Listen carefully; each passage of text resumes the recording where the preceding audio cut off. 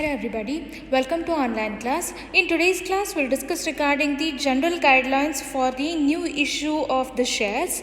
See, all issues by a new company have to be made at par, that is at a face value, and for existing companies, the issue price should be justified as per Malagam Committee's recommendations, which are as follows, that is, which includes the earnings per share, that is the earning per share for the last 3 years and comparison of pre-issue price to earnings ratio to the price to earnings of the industry. Next comes is the net asset value.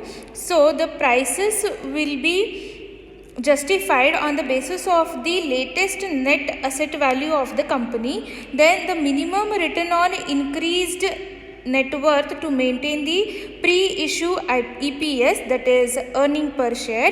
It means the company may raise funds from the international markets, and it can raise the funds at a minimum rate on increased net worth to maintain what? The EPS of the company. Then a company can raise the funds from the international markets by issuing global depository receipts and American depository receipts.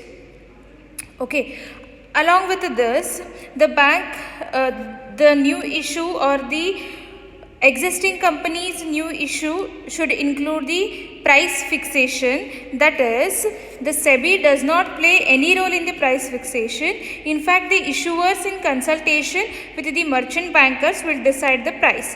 However, they are required to give full disclosure of the parameters which they had considered while deciding the issue price. So the actual practice includes the two types. One is a fixed price, another one is book building price. Here the fixed price is nothing but in the first type of the company, that is in the new company, the lead manager fixed the price, which is known as fixed price. Then in the second type, the company and the lead manager stipulate a floor price or a price band and leave it to market forces to determine the final price. Okay. Here the company or the lead manager, they floor the price and they leave it to the market so that they can decide the final price, which is known as book building price. Okay. The next comes is principal steps of a public issued. Public issue, as already explained, is nothing but an issue of new shares to the public. Okay, the new shares or the debentures may be offered either directly to the public through a prospectus, that is through offering a document, or indirectly through an offer for sale involving financial intermediaries or issuing houses. Okay, then what are the steps is followed in the public issue of the in the public issue method, that we'll understand one by one. First one is draft prospectus. See, a draft prospectus is prepared by giving all details like any company or a listed company making a public issue or a right issue of value of more than rupees 50 lakhs has to file a draft offer document with SEBI for its observation. The company can proceed further only after getting observation from the SEBI. The company has to open its issue within 3 months from the date of SEBI's observation letter.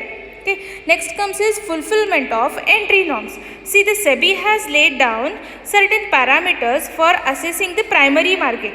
If a company fulfills these parameters, that is entry norms, then only it can enter into the primary market. Then what are those entry norms? The first thing is the company should have net tangible assets of at least rupees 3 crores for 3 full years. Okay. Next norm is it should have distributable profits in at least 3 years. Then it should possess net worth of at least rupees 1 crore in 3 years. If it has to change its name, the name of the company, then at least 50% of revenue for the proceeding 1 year should be from the new activity. should be there. Okay, then the issue size should not exceed 5 times the pre-issue net worth. Okay, to ensure that genuine companies do not suffer due to the rigidity of those parameters, the SEBI has laid down 2 more alternative routes for assessing the primary market. Okay, that includes what? Entry norm number 2. See, the whatever I have explained now, that is entry norm number 1. Okay, these are the basic norms. Now, in order to genuine company should not rigid by these parameters, the SEBI has given alternative entry norms.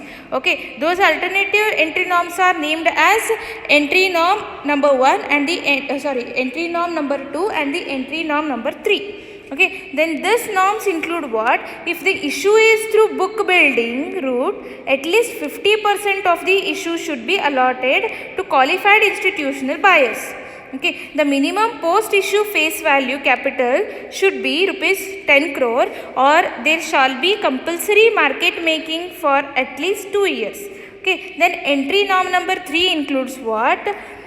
The company should have at least 1000 prospective allottees. Then the project should be appraised and participated to the extent of 15% by financial institutions and scheduled commercial banks, of which at least 10% comes from the appraisers. Then the minimum post issue face value capital shall be rupees 10 crore, or there shall be a compulsory market making for at least 2 years.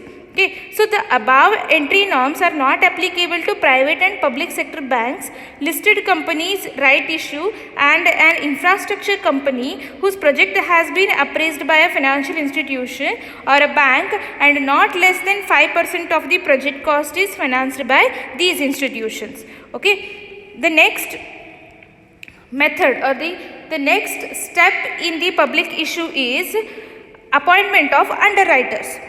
Okay, see, underwriters are appointed to shoulder the liability and subscribe to the shortfall in case the issue is undersubscribed.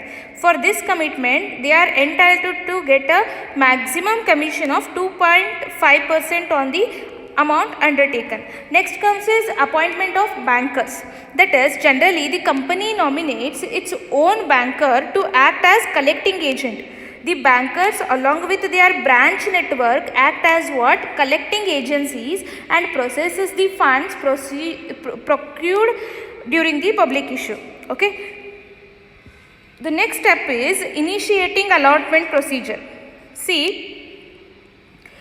registrar process the application forms, tabulate the amounts collected during the issue, and initiate the allotment procedures. The whatever the collected amount will be there, from that initiate allotment procedure will be done. That is, the allotment procedure can be initiated only when the issue is subscribed to the minimum level. Okay. Next comes is brokers to the issue. That is, recognized members of the stock exchanges are appointed as brokers to the issue for marketing the issue. They are eligible for a maximum brokerage of 1.5%. Okay. The next is filing of documents. See, the draft prospectus along with the copies of the agreements entered into with the lead manager, underwriters, bankers, or registers and brokers to the issue have to be filed with the registrar of companies of the state where the registered office of the company is located. Okay, next step is printing of prospectus and application forms. After filing the above documents, the prospectus and application forms are printed and dispatched to all merchant bankers, underwriters and brokers to the issue. Okay, next comes is listing the issue. See, it is essential to send a letter to the stock exchange concerned where the issue is proposed to be listed, giving all necessary details and stating the intention of getting the shares listed on the stock exchange. The initial listing application has to be sent with a fee of rupees 7,500. Okay, next comes is publication in newspapers. So the next step is to publish an version of the prospectus and the issues commencing and closing dates in major English papers or dailies and vernacular newspapers. Okay, next comes is allotment of the shares. See, after the close of the public issue, all applications forms are scrutinized, tabulated, and then shares are allotted against those applications received. Next comes is underwriter's liability. See, in case the issue is not fully subscribed, then the liability for the subscription to the extent of undersubscription falls on the shoulders of underwriters who have to subscribe to the shortfall. Okay. Last steps is optional listing. That is, the shares after having been allotted have to be listed compulsorily in the regional stock exchange and optionally at other stock exchanges. Okay, these are what the steps of public issued. This step also includes, or this method also includes, central listing authority. Then what is this central listing authority? A central listing authority has been set up and its functions have been detailed under regulation 8 of SEBI. Then what are the functions of this central listing authority?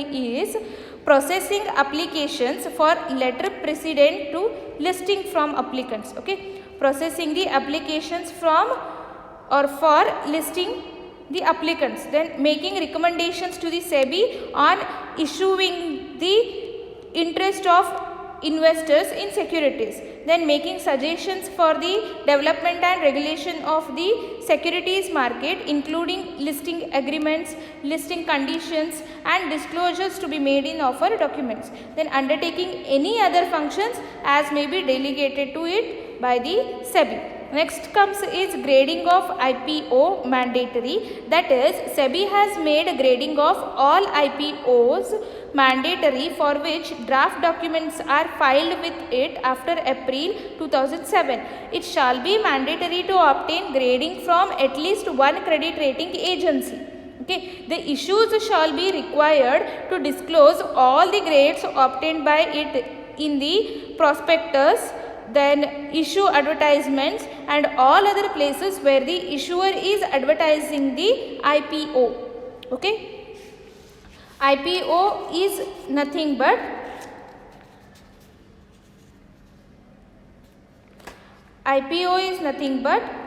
initial public offers. Okay, the remaining things we'll discuss in the next class. Thank you.